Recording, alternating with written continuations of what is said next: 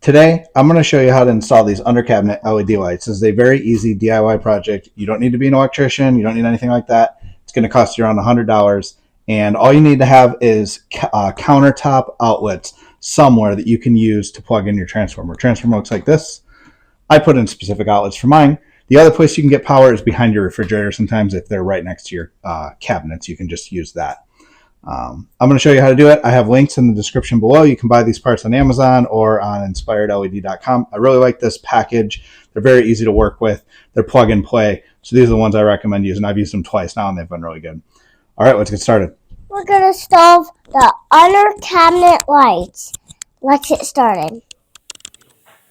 This data sheet's available on inspiredled.com, and this is what I use to get the length of those two bars. It tells you, some of the specs for the 21 or the 42 LED bars. This data sheet shows some of the other important stuff. It shows the switch and the dimmer that you can order, and then it shows the lengths of the cables from 4-inch up to 12 feet.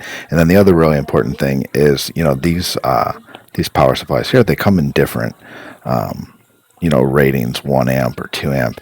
And if you look over here, you'll see the Pro Series and how many panels you can hook up to each of these. So, for example, the 1 amp power supply, you can hook 6 of the 21 LED panels or 3 of the 42s. And that's why I wound up with that 2 amp one for the one that I had a lot more panels on, because I needed to connect this many panels. But I think this is important when you're laying out your project.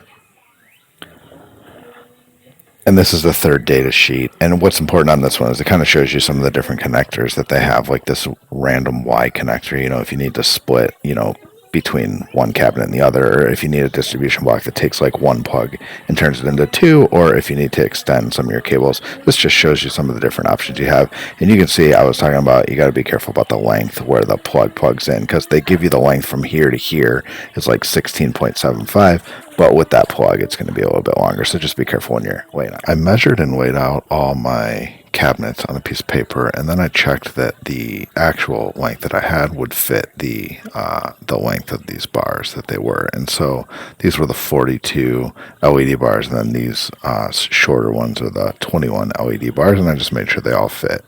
And then I also kind of weighed out the wiring and where it would go. This is the plug, the dimmer, and then the wires to each one. And then I just counted everything up to see what I needed to order for the project. Okay, this was everything I had delivered. And as I mentioned, I got, 6 long panels and 3 short. And then these are my 12-inch wires. I think these are 4 inches or something. These are the shortest ones you could get. And these are my cable clamps. These are the 3 dimmers that I'm going to use. I didn't use switches because I switched my outlets, which you'll see, but you could order inline switches too, or you can just use the dimmer as a switch. And then this is my 2 amp. Actually, I think this is the 2 amp, and then these are my 2 1 amps, or I don't know, maybe vice versa. But anyway, these are my 2 1 amps. This is my 2 amp. The first cabinets I did was the 2 simplest ones in the corner, and I just laid everything out like this. You can kind of see this is just one of my 1 amp power supplies, and then you wire it right to, this is the dimmer, and you just push the little button on top and it'll change the dimmer levels. But this is the dimmer, and then it runs to the first panel and then to the next panel, and then you can run to more panels if you wanted here.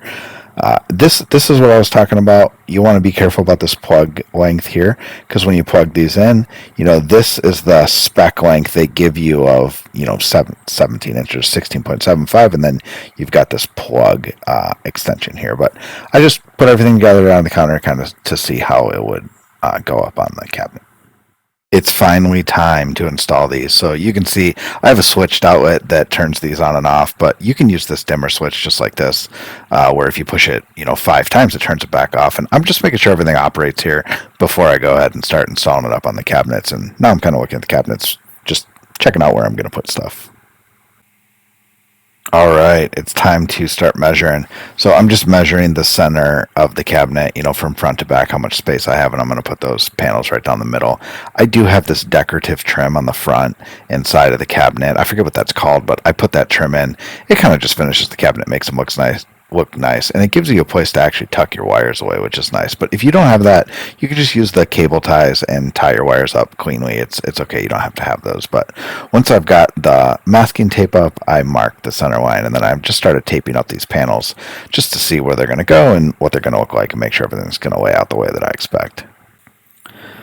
Okay, I brought in my coffee machine. Our Keurig sits on this counter here, and I brought it in just to kind of make sure that it would fit and make sure it didn't interfere with anything. And I realized I was going to put the dimmer down on that side, but actually the coffee maker is going to be there. So I decided up in this front right corner that you kind of see in the video there that that is where the dimmer is going to go. So I've got it taped up, and I'm just kind of laying out the panels now where they're going to go and plugging everything in just to make sure it all operates the way I want before I stick everything up. All right, so you can see me peeling off the double sticky tape here, or the backing, and I'm actually, measuring out exactly the center line. And I got the wire hooked up, and I'm going to go ahead and stick this first panel up using that two-sided tape. So that one's up, and then this one's up, and then that's, kind of where it needs to go. And I'm just checking everything, make sure that it's in the right place. I did have to move this one just a little bit, but that's right down the center, just like I wanted, and I turned it on just to make sure everything works. And then here I'm putting in that little tiny short cord. You can see why those little 4 inches are nice for in between panels like that. It's just very clean. And now I'm just measuring the center spot on this one. I'm gonna do the same thing, stick this one down. All right, so right about here, I'm going to take this down, and I'm peeling off that little just piece of tape on the 3M sticky tape, and then I'm measuring my center line, making sure everything looks good, and just kind of pushing them in place and making sure everything works. And so they look good. They're in a good spot, and then you just take a little tiny drill bit. You don't have to do this step. Technically, these don't have to be screwed in. You can just stick them on. But I just figured over time, temperature cycling or whatever, that they would wind up falling, and I plan on leaving these there. So I did drill into my bottom of my brand new cabinets and put these in with little tiny screws. But it's underneath your cabinets, and even if you had to take them down, you could just put a little tiny bit of putty in there. No one would notice. This is the dimmer here. I'm giving you a different angle, but that dimmer is in that corner, and there is screw holes for that one too. But that's also got double-sided tape, so you don't actually have to screw this in if you don't want. You could just use the double back tape. All right, this is really the last part of the project, the finishing touches, and I think this part's important. This is cable management. You want to route these wires. Your cabinets might be a little bit different. Like I said, if you don't have this trim piece like I have here to tuck these wires up under, you may just have to run them along the front of the cabinet or the back of the cabinet, whichever you prefer. I think the front's better because it makes it harder to see the wires. But those little cable ties that it comes with are really nice. And in this case, I'm just twisting up that wire because there's just, it's a little bit longer than it needs to be, the one that connects to the dimmer, and I'm just tucking that up in there. And then I'm putting a cable tie on there and actually tucking that way up in that cabinet. You can see how nice and clean that is. It just hides everything, which is great. And then these two cable ties, they do have little holes in them if you want to put screws in them. Be careful you don't drill through your wire because it's right in there. But again, these, you don't necessarily have to put screws in these. They would probably hold without. All right, it's finally time to try them out. And like I said, I have a switch that switches my outlet, but you can just use this dimmer switch like I am and turn them off that way. I'm just making sure everything works with my switch. But this dimmer, you push it 3 or 4 times and it gets to the brightest level. I think it's on the brightest right now. If I push it again, it's off. So it's hard to pick up on camera the different dim levels, but they are, they're noticeably different. They're just really hard to pick up on camera. And this particular light is warm white. I didn't do the cool white, but I think the warm white's nice and soft in the kitchen.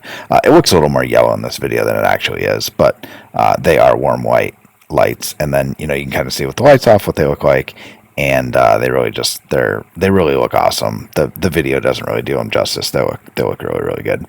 But that's the first panels. Okay, I didn't record the installation of all these other panels, but you can see this is my other section of the kitchen. This part looks awesome too. And, I did panels underneath all these, and they're switched on and blah, blah, blah. But I'm going to show you the wiring and what I did underneath, but I didn't show you the exact install process because these are my other ones. So, yeah, you can kind of see I laid these out right down the middle. That's a 42, a nice short wire, another 42, and then my cable management in here with the dimmer right in that corner. I decided to do the dimmers in the corners of all 3 of the areas. I did just so I know where it's at. It's easy to reach from the sink. But that is the installation of that left side, and then I did a separate DC, transformer, and then the cable management up there. You can see it tucked away. The dimmer's right there in the corner. That's a little short. 21 LED on that cabinet, and then this is a big diagonal one. This is a 42, and then here's another 7. And then I actually did do one on my microwave here. You can kind of see it.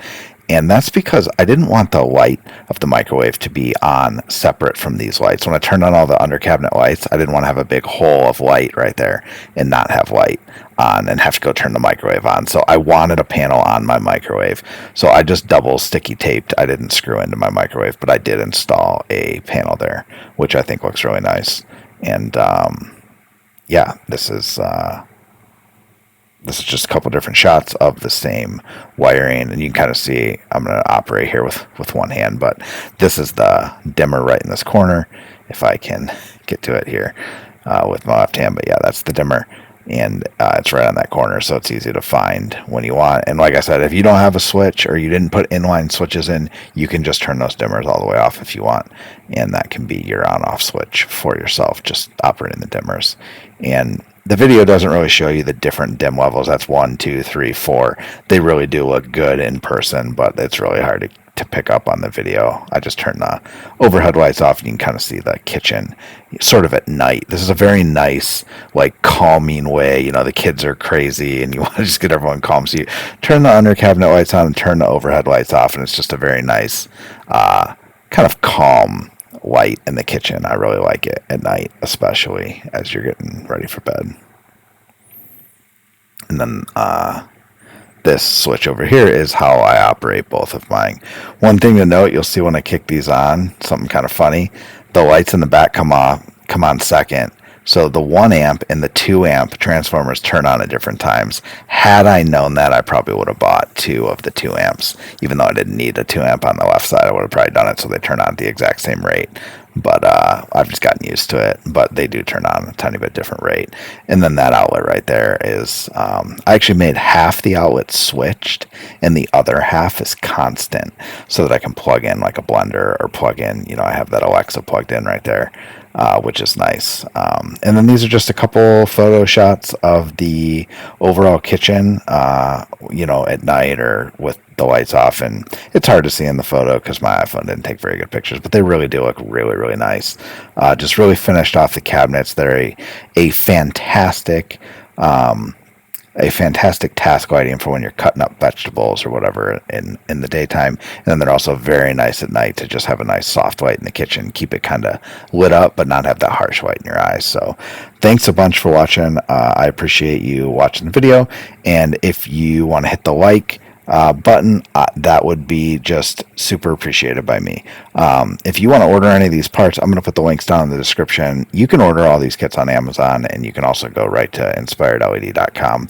I do get some kickback if you order from Amazon because I'm an Amazon affiliate, but it doesn't cost you anything. So I would love for you to use those links if you want. This is a super easy project. Like I said, you can totally do this. I super recommend this project. It will just make your kitchen look fantastic, and you'll really enjoy the extra light in there. So thanks again for watching. Take it easy.